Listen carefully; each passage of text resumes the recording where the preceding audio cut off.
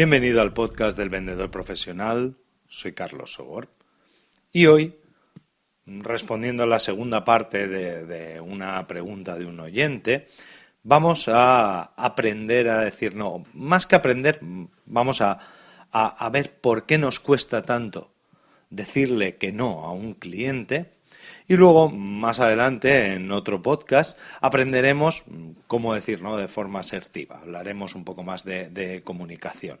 Pero en principio, vamos a ver, pues eso, por qué nos cuesta tanto decirle que no a un cliente y cuáles pueden ser las posibles consecuencias que tiene el no saber decir no a tiempo. Normalmente, cuando estamos muy vinculados con un cliente, se crea eso que yo denomino el síndrome de Estocolmo con el cliente, y es que llegamos a un punto en el que nos cuesta mucho negarnos a realizar ciertas cosas o a realizar todas sus inquietudes o todas sus peticiones, porque tenemos la sensación de que le debemos algo.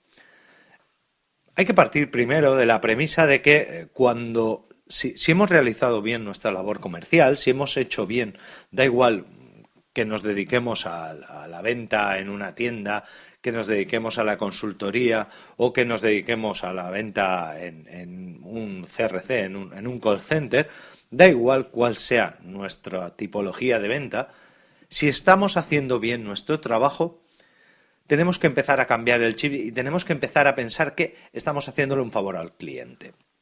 Pensad que la situación del cliente cuando termine de hablar con vosotros o cuando termine la compra debe de ser mejor que la que tenía inicialmente. Si la situación del cliente no es mejor que la que tenía inicialmente, ya os digo yo que no habéis vendido bien. Tenéis que conseguir como sea que esa situación, y ya lo hablamos en un podcast anterior, tenéis que conseguir que el punto de partida, que es la situación actual del cliente, y el punto final, que es una vez que la venta se ha consensuado o se ha decidido por completo o incluso que se ha efectuado y se ha llevado a término, la situación final del cliente tiene que ser mejor que el principio. Y ahora mi pregunta es, si su situación final es mejor que al principio, mejor que como estaba antes, ¿por qué tenemos ese síndrome de Estocolmo? ¿Por qué seguimos sintiendo que tenemos una obligación o una deuda con el cliente? ¿No? Nosotros, como vendedores, tenemos que entender que estamos para ofrecerle una solución a un problema o una satisfacción a una necesidad o que estamos para aportar algo que en un principio no tenía. Siempre partiendo de la premisa de que ese algo va a ser útil para nuestro cliente. Así pues, como digo, si partimos de la premisa de que no estamos en deuda con nuestro cliente, ya que lo que hemos hecho ha sido hacerle un favor, pueden surgirnos otros problemas por los que nos cueste decir tanto el no. El primero y principal es porque realmente queremos ayudar, es decir, tenemos esa sensación con el cliente de que, de acuerdo, aunque no estamos en deuda con él, sentimos que se ha generado un vínculo de confianza y queremos ayudarle, al igual que querríamos ayudar a nuestro hermano o a un familiar o a un amigo. ¿Qué es lo que pasa? Que ese querer ayudar, que es un comportamiento positivo, se vuelve en ansiedad, se vuelve en contra nuestra. Entonces, no queremos parecer egoístas, no queremos parecer que no queremos ayudar y entonces decimos, vale, pues quiero ayudar. Pero claro, muchas veces el ayudar no está dentro de nuestras posibilidades. Muchas veces no tenemos tiempo material para ayudar. Muchas veces no tenemos recursos o incluso no tenemos la solución al problema que tiene ese cliente. Entonces, no nos frustremos en eso. Si no se le puede ayudar, pues no se le ayuda. Otra razón por la que nos cuesta tanto decir no es porque tememos ser rechazados en el futuro. Hemos hablado muchas veces en este podcast, y yo soy el primero que habla de que un cliente no compra solo una vez.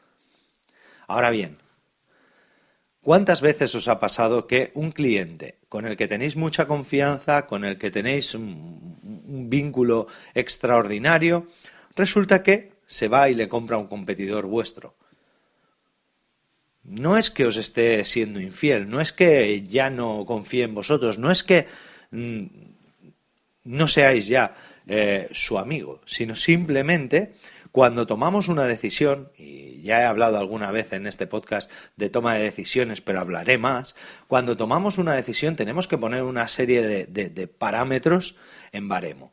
Y entonces, cuando nosotros vamos a tomar una decisión, entran en juego elementos mucho más allá de los emocionales. Claro, eso es lo que nosotros deberíamos de también tener claro antes de tomar cada decisión. De hecho, creo que el martes que viene voy a hablar de toma de decisiones, porque nosotros parece que respetamos o comprendemos a nuestro cliente cuando toma una decisión en base a criterios objetivos, pero luego nosotros, por temor a ser rechazados, tomamos todas nuestras decisiones de forma emocional y eso no tiene ningún sentido. Otro problema, otra razón, puede ser que realmente tememos el enfrentarnos a la gente. Es decir, esto es un problema que algunos vendedores, sobre todo al principio, tienen, y es que no es tanto el temor a ser rechazado, sino el temor a enfrentarse directamente a un problema o a la gente. Parece que como hay una frase en España que dice que si pasa el tiempo suficiente, cualquier problema se resuelve. Bueno, pues eso no es verdad, o por lo menos no debería ser el motu de ningún vendedor. Si hay un problema y tú puedes resolverlo, resuélvelo. Y si no lo puedes resolver, directamente enfréntate a él o enfréntate a quien sea y dile, oye, mira, yo no puedo resolverte este problema, pero no intentes dejarlo morir. No intentes que lo solucione el tiempo, porque el tiempo no lo cura todo. Otra razón es el sentimiento de culpabilidad, por ejemplo, o el temor a perder oportunidades futuras, como he dicho, el temor a ser rechazado en el futuro. Todo esto nos puede hacer que tengamos miedo a decir que no. Esto tiene tres soluciones posibles. Hay tres soluciones básicas. Como digo, la primera es aprender a tomar decisiones de forma correcta y objetiva. Y como he dicho, probablemente el martes que viene hablaré de un poco más de cómo tomar decisiones correctas y objetivas. Pero lo primero que tienes que entender es, primero, que no puedes hacerlo todo. Tienes que empezar a valorar tu tiempo. Y lo segundo, que no puedes intentar justificarlo o no debes justificarlo o explicarlo todo. Tu cliente, como dije la semana pasada, tú y tu cliente tenéis una relación económica. ¿De mutuo beneficio? Sí, pero una relación económica al fin y al cabo. Es decir, cuando el cliente consigue algo de ti, a cambio se tiene que deshacer de algo. Puede ser dinero, puede ser tiempo, puede ser una recomendación para otro cliente, puede ser un trabajo, pueden ser 1000 cosas. Pero en cualquier caso es un intercambio de bienes o de servicios entre un lado y el otro. Y como digo, ese intercambio tiene que ser beneficioso para ambas partes. Pero claro, nosotros no podemos fundamentar nuestra relación en que yo siempre cedo y tú siempre tienes razón. Esto no funciona así.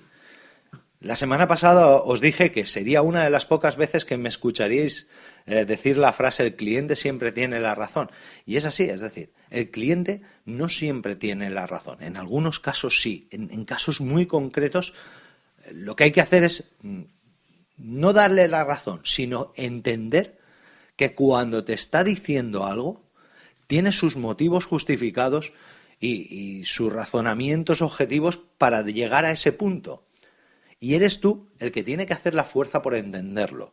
Ahora bien, no significa eso que tú tengas que cambiar tu forma de parecer, tu forma de pensar o incluso tu forma de trabajar únicamente porque el cliente te lo pide.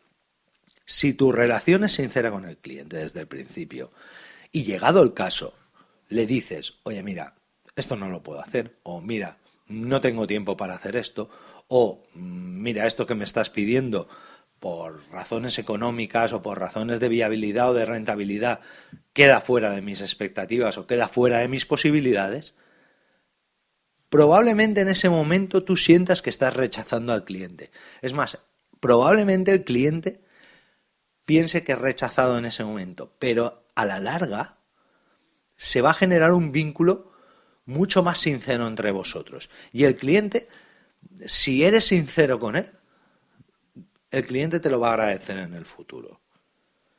Así pues, mis 3 consejos. El primero, aprende a tomar decisiones de forma objetiva, es decir, empieza a valorar todos los elementos, no únicamente elementos emocionales. Lo segundo, valora tu tiempo, y no solo tu tiempo, sino tus recursos. El tiempo es un recurso quizá el más preciado, pero hay otros recursos como tu habilidad, como tu conocimiento, como tu soltura al realizar ciertas tareas que tienes que empezar a valorar. Porque a ti no te cueste, es lo que hablábamos un día del amigo informático, porque a ti no te cueste hacer una cosa o porque te cueste menos que al resto de las personas, no significa que tengas que hacerlo siempre. No significa que tengas que hacérselo a cualquiera y por supuesto no significa que tengas que hacerlo gratis. Y por último, la tercera cosa que tenéis que tener muy muy clara es que de forma educada pero firme, sin inventar ningún tipo de excusas, ni intentar retrasar, ni dejar que el tiempo pase, no, saber que tenéis que empezar a entablar una relación sincera con vuestro cliente. Y esa relación sincera parte de la premisa de que justificadamente y objetivamente tenéis que decirle, oye, mira, esto no lo puedo hacer por este motivo y por este motivo.